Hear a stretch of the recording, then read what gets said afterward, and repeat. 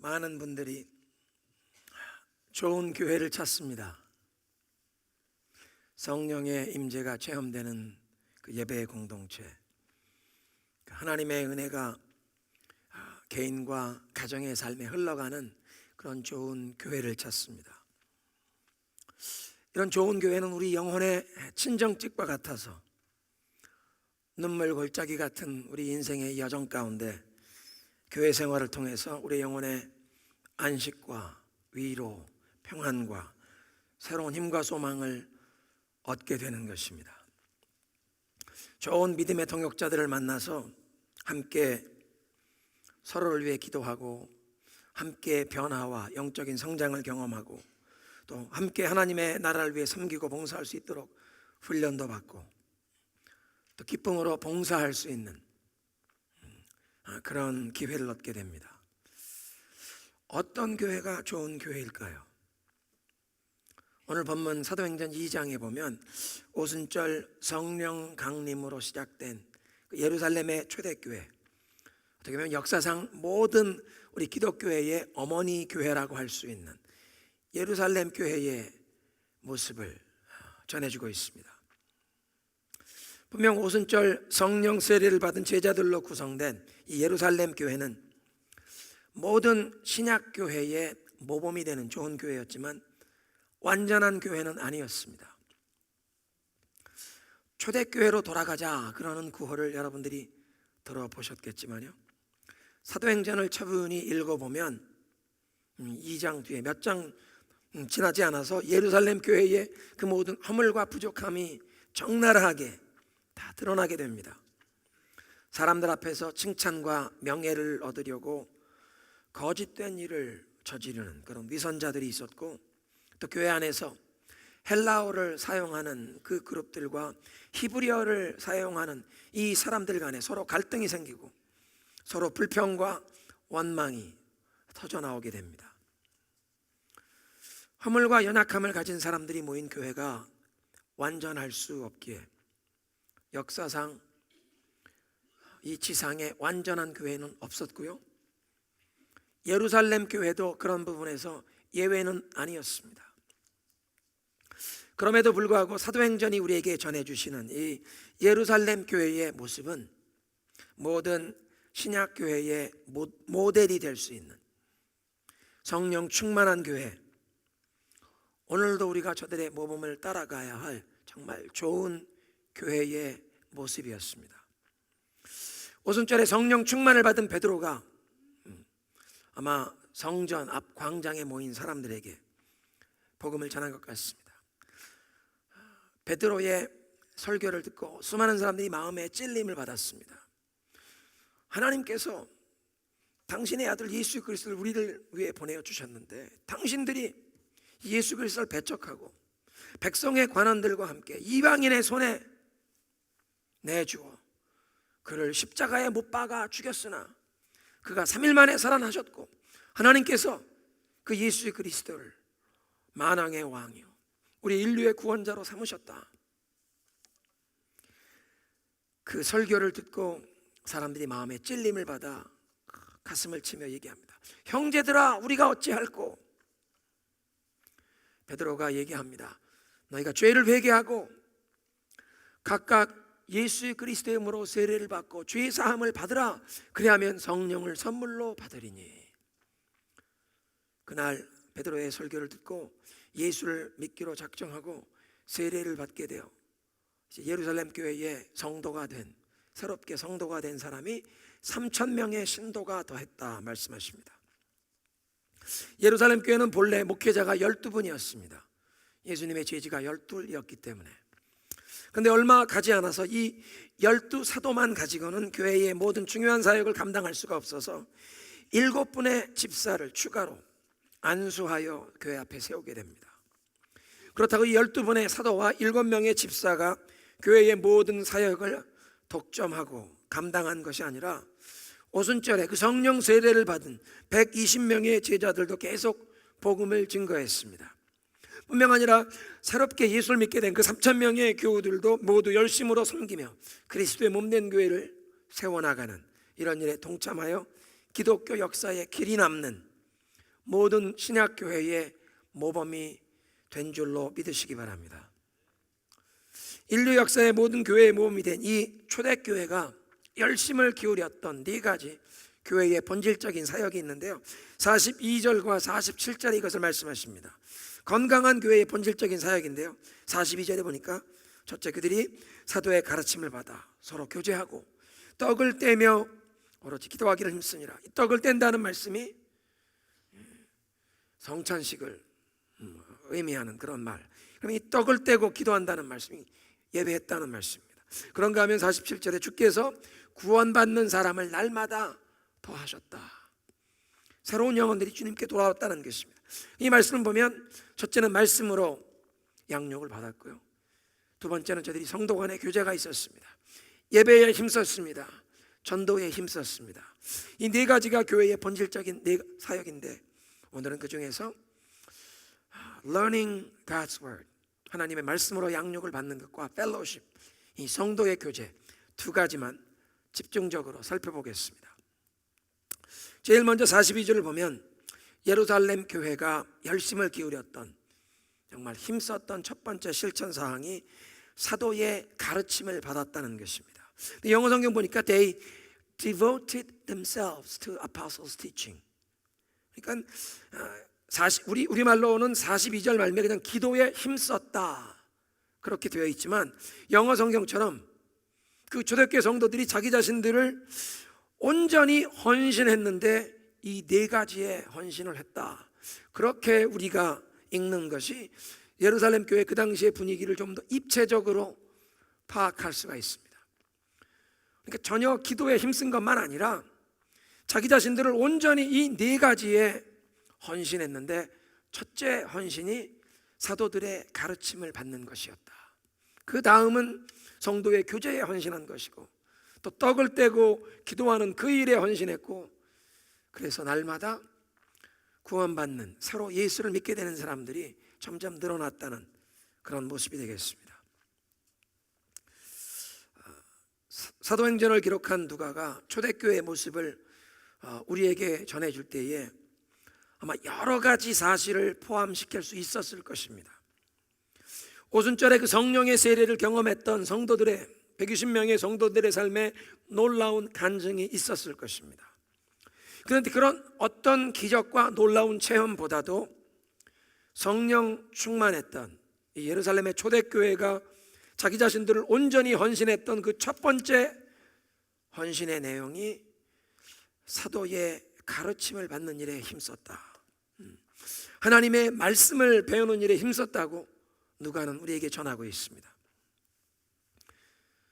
처음 120명의 성도들에게 성령의 불같은 역사가 임할 때에 그들은 지금까지 난생 처음 한 번도 배워보지 못한 외국말로, 방언으로 하나님의 놀라운 행사를, 복음을 선포하게 되었습니다. 정말 신비한 체험이었습니다. 전 세계에서 그 오순절에 예루살렘에 모여와 있었던 수많은 순례객들이 각자 자기들의 난 곳 방언으로 하나님의 놀라운 행사를 듣게 되었습니다. 이 놀라운 체험이 마음속에 깊은 감동으로 남아서 하나님, 다시 한번 그런 놀라운 역사와 체험을 우리에게 허락해 주옵소서 기도하는 성도들이 있었을 법합니다. 그런데 사도행전을 기록한 누가는 우리에게 전해주는 것을, 그런 놀라운 체험을 구한 것보다 첫 번째로 예루살렘 교회는 하나님의 말씀을 배우는 일에 열심을 쏟았다는 것입니다. 성령 충만한 교회의 모습은 항상 하나님의 말씀에 열심을 내는 것인 줄로 믿으시기 바랍니다. 성령 충만 받은 베드로가 설교하는데 그 설교 서두에 제일 먼저 하나님의 말씀을 인용합니다. 성령의 역사는 항상 우리를 하나님의 말씀으로 돌아가게 한다는 것입니다. 놀라운 성령의 역사를 사모하고 그런 체험을 우리에게도 허락해 주시기를 기도해야 하지만, 그 체험이 항상 하나님의 말씀이라고 하는 이 든든한 기초 위에 세워져야 하기에, 또 우리의 이 신앙의 일상생활의 그 모든 체험이 하나님의 그 기록된 말씀에 의해 검증을 받아야 하기에, 성령께서는 먼저 하나님의 말씀을 배우는 일에 열심을 내게 하십니다. 초대교회는 사도의 가르침을 받는데 힘썼다는 것입니다. 사도란 예수님께서 친히 택하시고 부르셔서 예수님의 삶과 교훈, 그 예수님의 사역에 대해서 기억하고 그것을 기록으로 남기든지 그것을 다른 제자들에게, 다른 성도들에게 가르칠 수 있도록 예수님이 어떤 가르침을 주셨는지, 어떤 삶의 모범을 보여주셨는지 이 모든 것을 가장 정확하게 전달하고 가르치는 사명을 받은 특별한 인물들이었습니다. 오늘날 우리는 성경을 통해 그 사도의 가르침을 받게 되는 것입니다. 그래서 성령 충만한 교회는 하나님의 말씀을 배우는 일에 열심을 내게 되어 있습니다. 기독교 역사를 보면 하나님의 말씀을 소홀히 하는 시대에 교회가 쇠약해졌고, 하나님의 말씀을 배우는 일에 열심히 했던 시대에 성령께서는 놀라운 영적인 부흥과 함께 복음의 지경이 확장되는 전도와 선교의 아름다운 열매를 허락하신 줄로 믿으시기 바랍니다. 1907년에 우리 민족 역사에 정말 아직도 우리가 사모하고 다시 한번 그런 놀라운 역사가 있기를 사모하는 평양 대부흥운동이 있었습니다. 그 평양 대부흥운동, 놀라운 성령의 역사가 우리 민족교회에 임했을 때에 그 시대에 우리의 믿음의 선진들은 하나님의 말씀을 배우는 일에 큰 열심을 내요. 이제 분주하던 농사일을 다 마친 가을에 추수를 하고 나면 한가해지는 그 농한기에 한 주간 동안 하나님의 말씀을 강론하는 사경회를 열고, 그 사경회에 찾아가서 하나님의 말씀을 배우기 위해 쌀을 한 말씩 머리에 이고 지게에 지고 백리길을 걸어가서 한 주간 동안 말씀을 배우는 사경회에 참석했던 기록들이 있습니다. 성령 충만한 교회뿐만 아니라 성령의 터치를 경험하는 개인도 하나님의 말씀을 사모하며 성경 말씀을 배우는 일에 열심을 내게 되어 있습니다. 하나님께서 성경을 통해 말씀하시기 때문에 하나님의 말씀을 더 자주 듣기를 원하는 성도들이 말씀을 가까이 하게 되어 있는 것입니다. 여러분, 우리 교회가 그동안 배워왔던 이 하나님의 말씀을 굳게 붙잡는 5 손가락, 여러분 오른손을 드시고 다 오른손을 활짝 펴시고 다시 한번 복습해 보겠습니다.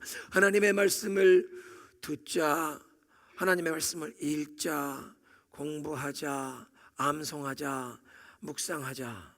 기억나십니까? 옆에 계신 분들 둘씩 짝지어서 한번 다시 한번 해보겠습니다. 말씀을 듣자, 읽자, 공부하자, 암송하자, 묵상하자. 하나님 말씀을 든든히 붙잡는 것입니다. 올해 우리 교회의 표어는 소그룹과 함께 성장하고 함께 섬기는 교회가 되자는 것입니다. 그래서 여러분들 모두 소속된 그 구역에서 함께 영적인 변화와 성장을 경험할 수 있도록 말씀 통독에 특별히 열심을 내시기를 바랍니다. 여러분, 우리 인생의 이 수많은 문제에 대한 해답이 하나님의 말씀을 통해 우리에게 주어지는 줄로 믿으시기 바랍니다. 시편 107편 20절에 말씀하십니다. 그가 그의 말씀을 보내어 저희를 고치시며 저들을 위험한 지경에서 건지시는도다. 하나님께서 말씀을 보내어 우리를 고쳐주신다고 말씀하세요. 하나님의 말씀을 읽다가 육신의 질병을 고침받는 역사를 체험하시기를 주님의 이름으로 축원합니다. 말씀을 통해 상한 심령, 병든 마음을 고치시고 병든 가정의 문제, 자녀의 문제, 복잡하게 뒤틀린 이 대인관계도 하나님의 말씀을 통해 치유하실 줄로 믿습니다. 지난주에 함께 말씀 우리가 배웠는데요, 이 고슴도치 같은 모습을 가진 사람, 수많은 상처 때문에 그냥 서로 찔리고 찌르는 이런 고슴도치 같은 모습으로 상처를 주고받는 우리를 고치시고 치유하셔서 서로 힘 실어주고 격려하며 철새이동을 하는 기너기와 같은 체질로 변화시키는 역사가 하나님의 말씀을 통해 우리에게 임하는 줄로 믿으시기 바랍니다. 한번 따라하겠습니다. 말씀을 통해 고슴도치도 기러기가 될 수 있다. 믿으십니까? 하나님의 말씀을 통해 성령의 불같은 역사가 임하면 말씀을 읽다가 우리의 마음의 상처가 치유함 받고 더 이상 다른 사람을 찌르는 것이 아니라 서로 품어주고 격려하고 사랑하는 놀라운 변화가 일어날 줄로 믿습니다. 우리의 병든 상황, 출애굽했던 이스라엘 백성들이 물이 없는데 눈앞에 물이 보여서 물이다 그리고 달려갔더니 물에 어떤 도끼가 있어서 쓴 물, 마실 수가 없는 마라의 쓴물 사건 기억나십니까? 하나님께서 나는 너희를 치료하는 여호와니라, 여호와 이레, 여호와 라파라고 하시는 치유하시는 여호와라는 이름을 계시하신 사건이 이 마라의 쓴물을 치유하신 사건입니다. 우리의 상황 가운데, 우리가 처한 상황과 환경 가운데 망가진, 고장난, 병든 하나님이 치유해 주셔야 할 그런 상황까지도 말씀을 보내어 치유하시는 줄로 믿으시기 바랍니다. 하나님께서는 말씀을 보내어 우리를 고쳐주시고 말씀을 보내어 위험한 지경에서 우리를 건져주시기를 원하십니다. 그래서 이렇게 우리를 고치시고 위험한 지경에서 건지시는 이 하나님의 말씀의 능력을 경험할 수 있도록 구약 식구들이 다 함께 성경을 통독하는 것입니다. 혼자 성경을 통독하다 보면 새해를 시작하면 내가 올해는 성경을 한번 읽어야지. 이 창세기는 그래도 재미있는 얘기가 많다 보니까 창세기를 다 읽고, 출애굽기도 재미있는 얘기가 많아서 막 읽다 보면 창세기, 출애굽기, 레위기에 오면 이게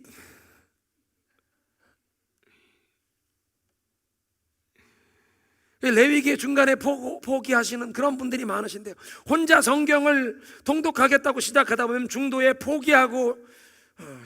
포기하기 쉽지만 함께 온 구역이 마음을 모아 성경 통독에 참여하면 서로 격려하면서 서로 응원하면서 꾸준히 말씀을 읽게 돼요. 그렇게 꾸준히 함께 말씀을 읽다가 살았고 운동력이 있는 하나님의 말씀의 능력을 경험하게 될 줄로 믿으시기 바랍니다. 여러분 구역에서 먼저 사복음서부터 시작하세요. 마태, 마가, 누가, 요한복음. 사복음을 시작하면 이거 되네? 그럼 우리 한번 신약성경을 읽어보자. 그럼 신약성경을 읽어보세요. 이게 신약성경 끝나면 모세오경을 읽으시고, 모세오경을 읽으신 쯤 되면 이 성경을 읽는데 이 속도가 붙습니다. 그럼 그때부터 시편을 한번 읽어보자. 시가서를 읽으시고. 교회가 올해 특별히 성경 통독을 특별히 격려해드리고 구역별로 성경 통독하실 수 있도록 교회 게시판에 차트도 붙여놓고 별딱지 붙여가면서 성경 통독 마치시는 구역을 포상할 겁니다. 하나님의 말씀의 능력을 경험하시는 한 해가 되시기를 축원합니다. 그렇게 사복음서를 마치시고 신약 통독을 하시고 모세오경을, 시가서를 하시다 보면 구약성경 다 읽자. 신구약을 다 통독하시게 되는 그런 역사가 임할 것입니다. 하루에 석 장, 주일날 5장을 읽으면 1년의 성경을 한번 통독하실 수 있습니다. 이 말씀이 꿀송이보다 더 달게 느껴지는 그런 역사가 일어나면 하루에 10장, 20장 읽게 되시게 됩니다. 두 번째로 예루살렘 초대교회는요, 하나님의 말씀을 배우는 일에 헌신했을 뿐 아니라 성도의 교제에 힘썼다는 것입니다. 42절에 보니까 그들이 사도의 가르침을 받아 서로 교제하고, 성도의 교제. 이 신약 성경이 말씀하시는 성도의 교제, 성도의 교통, 펠로우십이란 하나님 안에 함께 참여한다. Common participation in God. 하나님 안에 우리가 함께 참여한다는 그런 뜻이 있습니다. 사도 요한이 그래서 성도가 누리는 이 교제하는 것이 하나님과 예수님과 함께 누리는 교제에 참여하는 것이라고 요한일서 1장 3절에 말씀하시는데요, 우리가 보고 들은 바를 너희에게 전함은 너희로 우리와 사귐이 있게 하려 합니다. 이 사귐, 펠로우십. 우리의 펠로우십이, 사귐은 아버지와 그의 아들 예수 그리스도와 더불어 누림이라. 그러니까 하나님의 백성들이 성도 간에 누리는 교제가 단순히 인간적인 우리의 수평적인 관계에서의 교제만이 아니라 하나님과 그 아들 예수 그리스도와 함께 이 사랑의 교제를 나누게 되는 것이라고 말씀하십니다. 이 성도의 교제를 뜻하는 헬라어 단어, 이 펠로우십을 뜻하는 단어가 코이노니아인데요, 무엇을 함께 나눈다, 무엇을 함께 공유한다는 그런 의미가 있습니다. 신약 성경이 기록된 헬라어, 그 그리스 말이 고전 헬라어가 아니라 그 당시 보편적으로 통용되던 헬라어였는데요, 그냥 일반적인 헬라어, 이걸 코인의 그릭이라고 합니다. 클래시컬 그릭, 고전적인 플라톤의 공화국 뭐 이런 책들을 썼던 고전적인 헬라어가 아니라 그 당시에 그냥 보통 사람들이 시장에서 사용하던 평민들의 평범한 헬라어, 코인의 그릭. 근데 그 성도의 교제를 뜻하는 단어 코이노니아와 이 일반인들이 사용하는 그리스 말이라고 해서 하는 그 코이네라고 하는 말의 어근이, 말의 뿌리가 같습니다. 그러니까 이 성도의 교제를 의미하는 코이노니아라는 말 속에는 보편적으로 일반 사람들이 함께 공용한다는 그런 뉘앙스가 있는 것입니다. 죄를 회개하고 예수 그리스도의 이름으로 세례를 받은 사람들이 함께 공통적으로 참여하는 교제라, 그런 뜻입니다.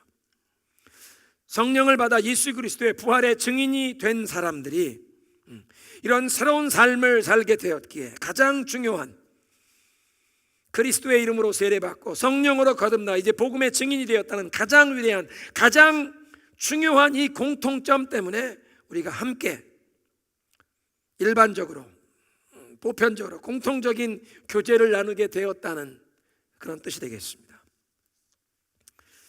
성부, 성자, 성령 안에서 교제하게 되니까 서로를 향해 마음만 열리는 것이 아니라 심지어 모든 소유까지도 함께 나누게 되었다는 것입니다.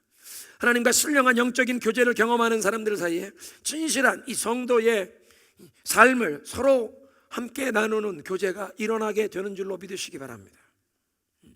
그래서 사도 요한도 우리가 사귀는 것이 우리와의 사귐만이 아니라 성부 그리고 예수 그리스도와 함께 우리가 이 사귐을 누리는 것이라, 하나님과 가까워질수록 성도들과도 점점 더욱 영적인 신령한 교제에 가까워지고, 반대로 하나님과 거리가 멀어지면 성도들과 함께 이 성도의 교제하는 곳에서도 점점 그런 자리를 기피하게 되는 것입니다. 성령은 하나님의 백성들을 하나 되게 하시는 영인 줄로 믿으시기 바랍니다. 그래서 에베소 4장 3절 말씀하시잖아요. 성령의 하나 되게 하신 것을 힘써 지키라.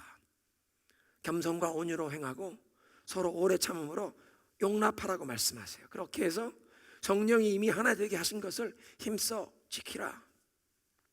성령이 임하시면 우리의 마음에 우리가 하나님의 자녀라고 하는 확신을 주시는 줄로 믿습니다. 하나님의 자녀라는 확신을 마음에 소유한 성도는 하나님의 자녀된 다른 성도를 보면 우리가 한 가족이라는 가족 의식을 느끼게 되어 있습니다.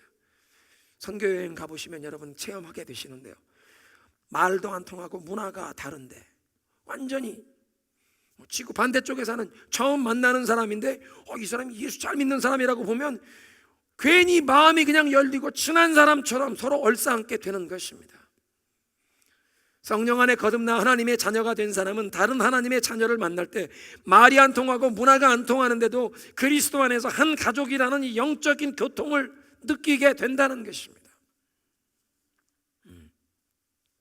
그래서 그 어떤 인간적인 차이점이나 다른 점도 다 초월하게 하시는 성령이 허락하시는 영적인 교통을 경험하게 되는 것입니다. 오순절에 성령이 교회에 강림하실 때 나타난 이 초자연적인 현상 가운데 제자들이 한 번도 배워보지 못한 이 유창한 외국어로 방언으로 복음을 전하게 된 사건을 어떤 목사님들은 이 바벨탑의 저주가 풀린 사건이라고 그렇게 풀이하십니다. 바벨탑은 사람들 간의 소통이 막히게 된, 관계가 깨어지게 된 사건입니다. 소통이 막혀서 오해가 생기고 분열이 되어 사람들이 흩어지게 된 사건이 바벨탑 사건이었습니다. 그런데 성령이 임하실 때에 소통이 막힌 것이 해제가 되고 심지어 문화와 언어가 다른 배경의 사람들까지도 복음 안에 소통이 가능케 되도록 하신 줄로 믿으시기 바랍니다. 성령이 임하시면 모든 인간적인 막힌 장벽이 허물어지고 하나님의 자녀들 간에 서로 사랑하고 소통하고 교제하게 된다는 것입니다. 영적으로 한 가족이 되어서 교제하다 보면 마음만 나누는 것이 아니라 서로 삶의 필요를 나누게 되고 서로 위에 눈물로 기도하게 되고 서로 격려하게 되고 서로를 세우고 축복하는 그런 축복의 통로가 되는 줄로 믿습니다. 이 가족이라는 말, 가족이 사실은 운명 공동체이지 않습니까? 그리스도 예수 안에서 하나님의 권속, 하나님의 자녀로 부름받은 우리도 가족입니다. 그리스도의 사랑 안에 말로만 사랑이 아니라 정말 진실된 우리의 삶의 모습으로 삶을 함께 나누며 서로를 사랑하고 축복하는 그런 모습을 하나님이 원하시는 줄로 믿습니다. 그래서 그런 모습을 우리 각자 구역에서, 우리 소그룹 안에서 서로 사랑하고 격려하며 믿음의 교제가 일어나게 되는 것입니다. 특별히 44절 45절에 보면 초대교회가 유무상통하며 교제하게 되는데요, 성령께서 저들의 마음에 임하서 예수 그리스도 안에서 서로 가족이라는 이런 마음의 확신이 생기기에 가족 안에 서로 사랑하는 마음으로 내가 가진 것을 형제자매 필요한 자들에게 공급하고 베풀며 함께 나누게 된 것입니다. 어떤 사람들은 이 초대교회 유무상통하던 모습을 공산주의의 이상적인 모델이 되었다고 얘기하는데 사실 이것은 큰 오해입니다. 공산주의에서도 유무상통이 있는 것처럼 얘기하지만 사실 그것은 국가가 강제로 모든 사람의 소유를 빼앗아가는 강탈해 가는 것입니다. 사유재산을 인정하지 않고 공산당이 강압적으로 그냥 모든 사람들의 재산을 빼앗아가고 공산당이 마음대로 분배하겠다는 것인데 사실은 분배하지 않고 결국은 공산당이 홀로 권력과 이 모든 부를 독점하는 아주 악한 그런 사상입니다. 공산주의자들은 영혼의 존재를, 하나님의 존재를 부인하는 유물론자들이기에 물질을 절대시하기 때문에 공산주의의 목적을 달성하기 위해선 수많은 사람들도 희생하는 일을 스스럼 없이 저지르는 것입니다. 그러나 초대교회 유무상통은 하나님 사랑과 형제 사랑으로 이 사랑의 정신에서 출발한 것입니다. 물질을 절대시하는 공산주의자들이 아니라 물질보다 사람을 더 중요시해서 강제성이 전혀 없는 자원하는 마음으로 하나님을 사랑하고 이웃을 사랑하는 그 사랑의 마음에서 나누게 된 줄로 믿으시기 바랍니다. 그러니까 내 가진 것을 함께 나누는 동기나 방법이 공산주의와는 완전히 다른, 차원이 다른 그런 모습이었기 때문에 사랑의 나눔을 실천한 공동체가 된 줄로 믿습니다. 사실 초대교회 당시에 이스라엘의 유무상통을 실천하는 다른 종교 집단이 있었습니다. 유대교의 한 분파 중에 SN파라고 인류의 종말, 말세를 기다린다고 사해 주변에 있는 여러 지역에 자기들 기도원 같은 시설을 세워놓고 그곳에 모여서 집단으로 거주하면서 인류의 종말을, 말세를 기다리던 그러한 사람들이었습니다. 그런데 그 SN파, 속세를 떠나서 자기들끼리 공동생활하던 이 SN파에 가입을 하려면 자기의 전 재산을 바쳐야 했습니다. 강제로 전 재산을 종파에 기부해야만 신도로 받아준 그 SN파 사람들과 비교할 때 그 당시에 초대교회 성도들을 자발적인 마음으로 서로 어려운 자들을 돕고 나눈 이 사랑의 나눔이야말로 새로운 차원의 이 성도의 교제가 일어난 것입니다.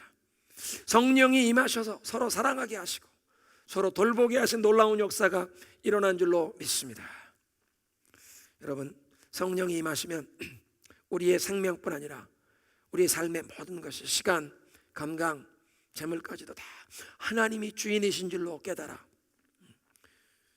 또 하나님께서 우리에게 맡겨주신 시간, 건강, 물질 이 모든 것 주인의 뜻에 따라 관리하는 그 청지기인을 깨닫고 하나님의 기뻐하시는 뜻을 위해 충성하게 될 줄로 믿습니다. 그런 모습 가운데 이 성도의 교제, 서로 사랑으로 나누며 서로의 삶의 필요까지 채워주는 이런 놀라운 교제가 일어난 것입니다. 오늘 말씀을 정리합니다. 성령의 충만함을 받았던 예루살렘 교회, 그 예루살렘 교회가 열심히 힘썼던 네 가지 하나님의 말씀을 배우고 성도의 교제가 있었고 또 저들 가운데 함께 전도하고 그리스도의 사랑 안에 함께 성장한 모습이 있습니다. 우리에게도 하나님의 은혜 가운데 말씀을 배우는 일에 힘써야겠습니다. 하나님의 말씀을 통해 우리의 삶의 모든 문제를 해결해 주시기를 원하십니다. 말씀을 보내사 우리를 고치시고 치유하시며 위험한 지경에서까지 건져주시는 역사를 우리가 경험하게 될 줄로 믿습니다. 올해 구역별로 함께 하나님의 말씀을 읽으시면서 또는 말씀을 필사하시면서 살았고 운동량에 있는 놀라운 말씀의 능력을 경험하시길 바랍니다. 또 여러분 구역 안에서 성도의 교제를 통해 사랑으로 교제하고 그리스도의 사랑 안에서 한 가족이 된 서로를 위해 기도하고 격려하고 축복하며 하나님의 축복의 통로가 되시는 여러분 되시기를 주님의 이름으로 축원합니다. 우리가 이런 모습의 성령 충만한 교인과 교회가 되기를 소원하면서